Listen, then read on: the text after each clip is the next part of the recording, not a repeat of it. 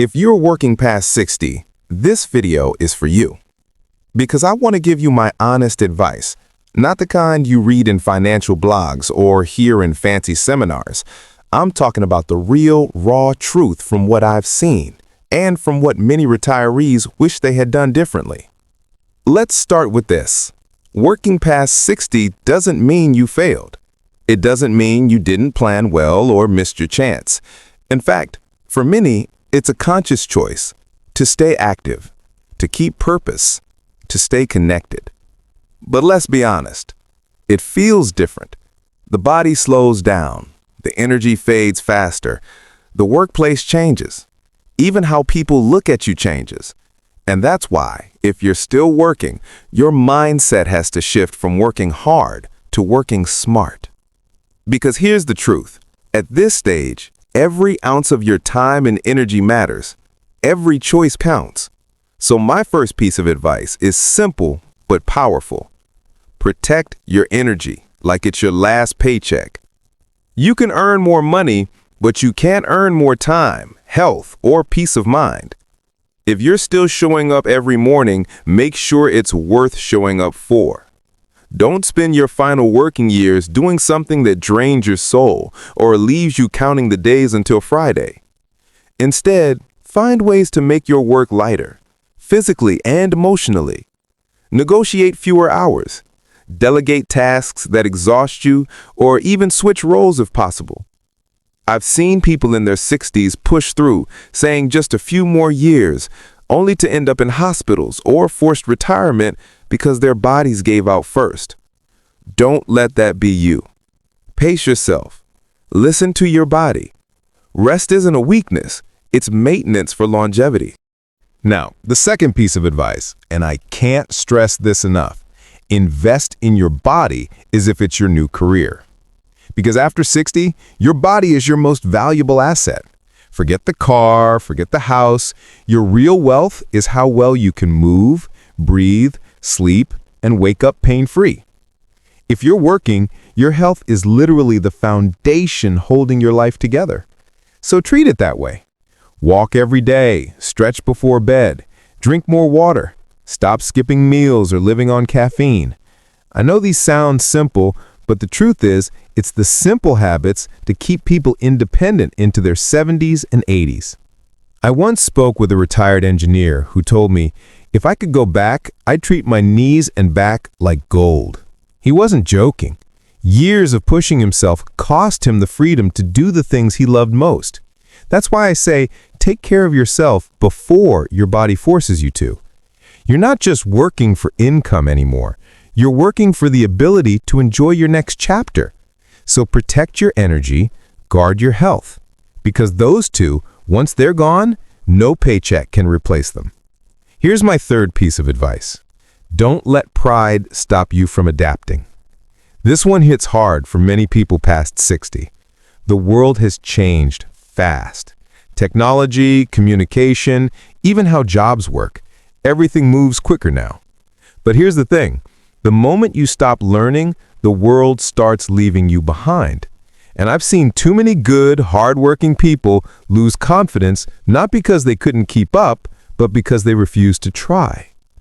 You don't have to master every new gadget or trend, but stay curious. Learn just enough to stay connected. Ask questions. Watch tutorials. Try new tools. It's not about proving anything to others. It's about keeping yourself alive inside. Because when you stop adapting, your world starts shrinking. And don't fall into the trap of comparing your pace to younger coworkers. They may have fresh energy, but you have something far more valuable: experience, wisdom, and resilience. So keep learning, not to compete, but to stay relevant for yourself. My fourth piece of advice is this: don't chase money, chase freedom. If you're still working at this age, ask yourself, what are you really working for? Is it more money or more peace? Because one of the biggest lessons people learn too late is that money loses meaning when time runs out.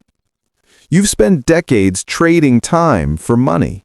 Now it's time to flip that equation. Use your money to buy back time. Take that extra day off. Choose a slower schedule. Downsize your lifestyle if it gives you more breathing room. Freedom isn't about quitting work. It's about having the choice to step back when you need to. I once met a woman in her mid-60s who said something powerful. I stopped working for money the day I realized I could live on less and smile more. That's what freedom looks like. Not endless savings, but the ability to control your own hours, energy, and happiness. And here's my fifth piece of advice. Keep your circles small, but full of energy. When you're working past 60, your environment matters more than ever. The people around you either lift you up or slowly drain you. At this age, you don't have the emotional bandwidth for negativity, gossip, or constant stress. Surround yourself with people who see your value, who make you laugh, who remind you that your best years aren't behind you. Positive energy keeps you young, it keeps you hopeful, and it makes those long workdays feel a little lighter. Don't waste time trying to please everyone or fit in with people who don't respect your effort. You've earned the right to walk away from nonsense. Because here's the truth. Working past 60 isn't just about earning money.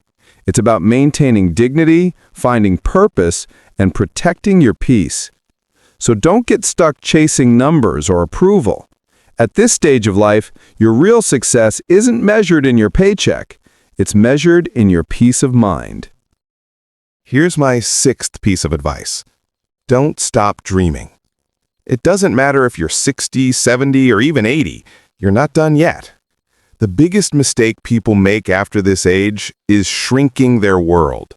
They stop setting goals, stop learning new things, stop believing there's more to come. But here's the truth. You're not too old to start something new. You're just old enough to do it without fear.